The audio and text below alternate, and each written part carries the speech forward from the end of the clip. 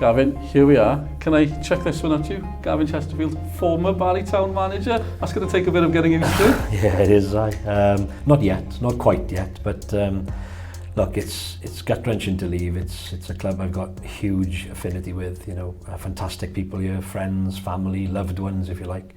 But it's time to move on. It's time to embrace a new challenge. But I do so knowing that I'm probably ready for a new challenge, but I also think that the club is ready for a new voice now to take it into an exciting future.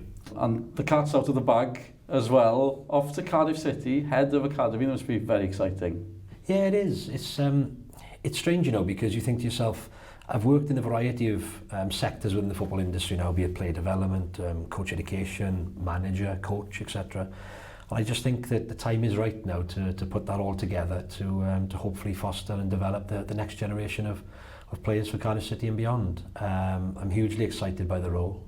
The club are moving into a new academy, a new purpose-built academy down in Llanrumney in east of Cardiff, and I just think it's a great opportunity for me to get my teeth into something now and further build on the work, if you like, the good work that's been gone before me with another Welshman in David Hughes. Absolutely. So Barri Town. We'll take you back, I'm sure. It's been a while, as you say, it's been part of your family, of course. How did it all start, first of all? Maybe that's where I should start. How did the connection start with Barri Town?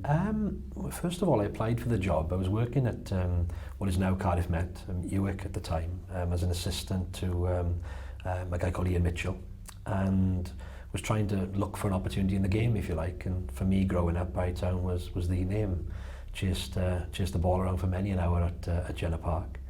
And I applied for the job that became available. They were in the Welsh League Division 2 at the time, and unfortunately was unsuccessful. I was the second choice, and the first choice then was unable to take up the role for various reasons, and I suppose fate intervened and an opportunity came my way at 27 years of age. It's funny, what sort of state was the club in when you turned up? It'll always have the history, it'll always have the draw, you know, it'll always have the supporter base, you know, that says a lot. The facilities, that'll always remain, do you know what I mean? And what it was at the time, it probably had a senior team and maybe, I think it was maybe 2 teams in the club at the time, maybe a younger team in the sort of foundation phase and a development team.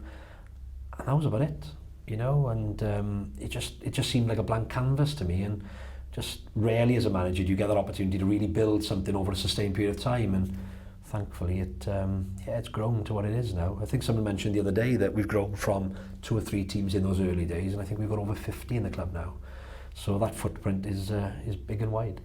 But you've done more than grow the club during your time. You and others, very important people, kept this club alive. So it's not just, there's an extra connection, so to speak. Yeah, I'm glad you mentioned that, because you know, you're the manager, right? And sometimes when everything's going well, you're the guy or the woman who gets the plaudits. And when things go well, you're the person who gets the flack as well, right? Comes with the territory. But behind me are just so many great people that probably don't get the sort of credit and, you know, that they deserve, really. But yeah, together we've fought many battles and thankfully come out on top in the majority of cases, but that one in 2013 is probably the biggest one. And now the club is not owned by anyone. It's I feel like it's owned by the people of Barri, and I firmly believe it should always stay that way. I've asked you this before, I think. How close was it for Barri Town? Gone. A decision. That was it. Amazing. It was all in. One day I'm sure another book will be written on it, but that was all in. And again, fate played its hand, you know. Our barrister at the time, a guy called Jonathan Crystal, you know, we could never have afforded him. Never. But he took it because Wales as a country was good to his family in the war. And I think his family had some sort of refugees, and people took them in and cared. Typical Welsh people, caring, loving, you know. And he wanted to do something good for the people of Wales, and he thought that this was a way of saying thank you, and that was fate. It's just crazy how things all come together to position themselves to kick on, and as I said, from there it's been relatively successful. It's funny in a way, we're used to these stories, lots of fans have got together to save their club, but I think it wasn't so common in those days, I guess. So what happened here has happened in other places, but it must feel special, and it must make what's here now even more special, because it could have gotten every day I was watching training last night. I was watching the development team train, and you know how far they've come. I was watching the under 15s play on the weekend and how far they've come, and just immensely proud really. But you talk about the supporters fighting, right? Whilst we were trying to fight things from an official perspective, the supporters, particularly on social media, you know, it was relentless, and they got us exposure in the House of Commons, for example. And you think without that fight, you know, I'm thinking they're really fighting for something here, and you know you're part of something really, really special. And you know those people are still actively involved in the club today, and you know they know the role that they played. But to see it where it is today now is probably one of the most, you know, our proudest moments.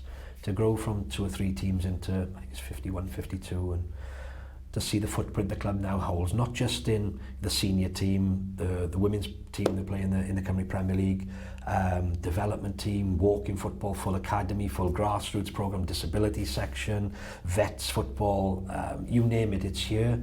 Just immensely proud. I'm going to have to ask the obvious as well. What are the highlights when you look back? So many, I'm sure, but where do we begin? Highlights, we're getting back into the Welsh Premier League. That was huge, or the Cymru Premier League now. That was a really emotional roller coaster because we'd gone title in Division 3, title in Division 2, runners up in Division 1 to Cardiff Met, and we weren't ready to go up at that time. Firmly believe that. We won the title the year after. Managed to get to a couple of Welsh Cup semi-finals, a cup final against TNS, and then we got promoted out here. I think it was against Goitre United actually, and that was just immensely emotional. It felt as if one of the circles had been completed, and that was emotional just to see the people and to see the buzz for Welsh football in the town.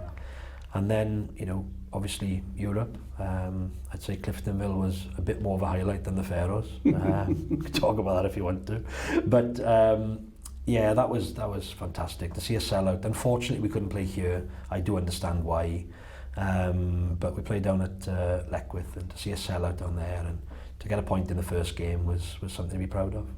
I've just walked back into Jenner Park for the first time in months as well, and it just hits me that they're not in the Cymru Prem anymore. It feels strange. Obviously it's disappointing, but it's a loss for the league as well, surely. Yeah, I'd say so. Look, at the moment the club's vibrant, it's solid, these things happen in sport, and that's why we love sport. You can't always explain it. You know, we weren't doing anything different to how we were preparing, how we were coaching the players, you know. Weren't doing anything different. I just think that in both boxes we weren't good enough. And it was strange in that season that we'd compete ever so well for long periods and get some of our best results against the top teams. And then against the teams around us we'd struggle. Many of the players and staff, to be fair, had never been in that circumstance before, so massive learning curve. But as a club, nothing's changed. You know, in fact, crowds are increased. Excitement for football is still as big as ever, and it's just ready to kick on again now, but albeit under a different stewardship. Well, that's fascinating, not just with Barri, but the geography of Wales, the nature of the league, you're travelling a lot. These local derbies are so popular, and it's not just Barri Town, we hear it from other clubs in the south, clubs in the north as well. They enjoy not being in the Cymru Prem and not having that pressure maybe. It's a strange situation. How do we put that right then? What a question. I'd far rather be in the Cymru Prem, I'll be honest with you.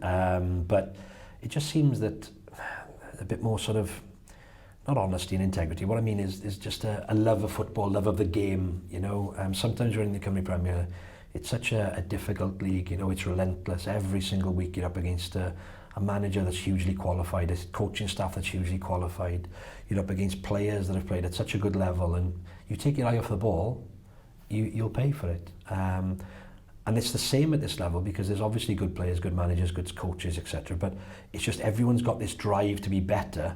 And I think that's evident in the fact that a lot more clubs in this level, now tier 2, both north and south, have achieved the domestic licence and are ready to go up. So I just think that the drive and excitement to get there is arguably bigger than it is when you actually get there. And that's sad, but that's what we're coming up against every week at the moment, and we are sort of enthused by that as well. That's true in life in a way. Probably right, yeah. trying to get somewhere. So it's time to move on, but will the connection with Barri Town continue? Oh, absolutely. You know, look, it's a fantastic club. my daughter thinks it's my club. You know, she comes here, we're going down your club, Daddy. So I hope that remains. My wife is going to stay a part of the board here. She's a massive part of what happens behind the scenes and often doesn't get the credit she deserves, I suppose, off the back of the manager having the limelight, so to speak. But yeah, she'll continue to work with the board to make sure this club has a very bright future. And yeah, for me, it's very hard to eradicate sort of 15, 16 years from your life, and I look back on it with huge pride, but I'll always look in it from time to time to see how it's doing. Absolutely. Well, the connection with the league, continue. I'm just thinking with the head of academy, we've seen lots of players come from professional clubs, not just Cardiff. There's been getting a lot more in the league, which says a lot about the league, I guess. Is that a link that you could develop? I know it's early, sorry, Gavin. No, it is early, but if you look at it, look at the experiences we've had from some of the players we've had on loan from some of the clubs, and we've benefited hugely from that, and I think the players have as well. I think the Cymru Premier League is ripe for that. I think it's a fantastic league for developing young talent. It provides a great level of exposure.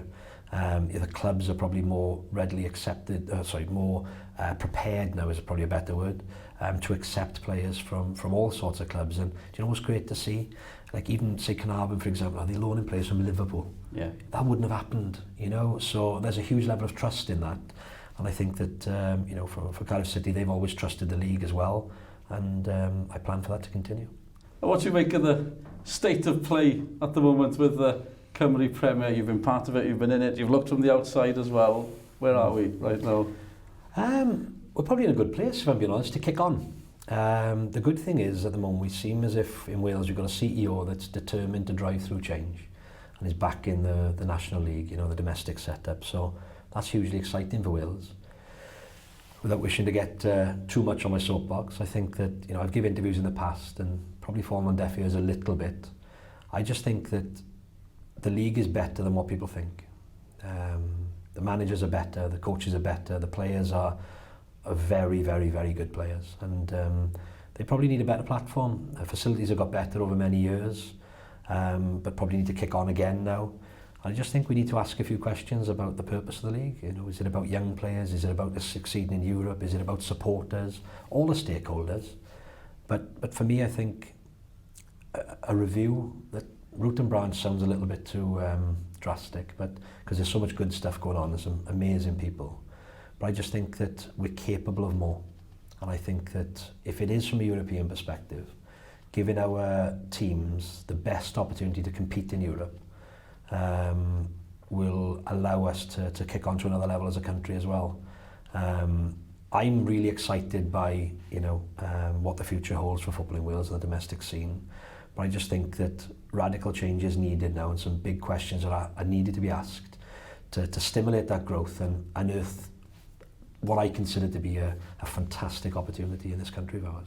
Because it feels, and it's felt for a while, that it's so close. You can see it, but it can go either way as well. Good point. If you don't grab the opportunity, you might never be in this position again. People are, from the outside, people are focused on the tendencies and stuff, and as you say, they don't see the good stuff that goes on. They just need that next step. Oh, totally. It's a big step, I'm sure, Gavin. Oh, it's massive, and it is a conundrum. It's a web, but I think involving all stakeholders is an important part of it. But league's better than what people realise. You're coaching it, the level of challenge.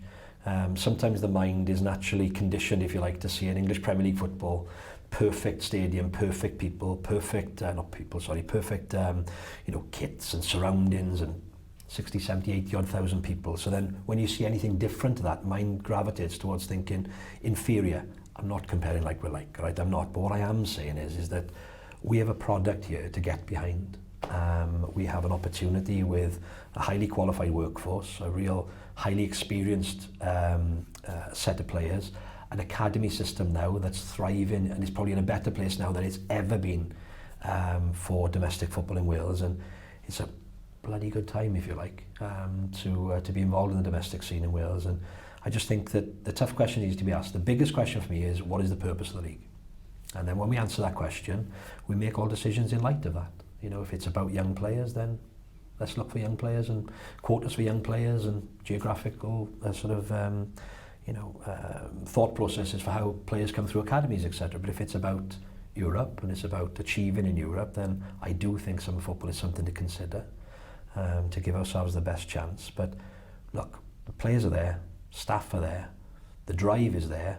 I just think the willingness to change, is it there at the level it needs to be now to kick us on. We see what Little Old Wales has been capable of on the national stage through an amazing plan and a structure that's been put in place for many years now, and look where we are, you know, going to Qatar, which is amazing.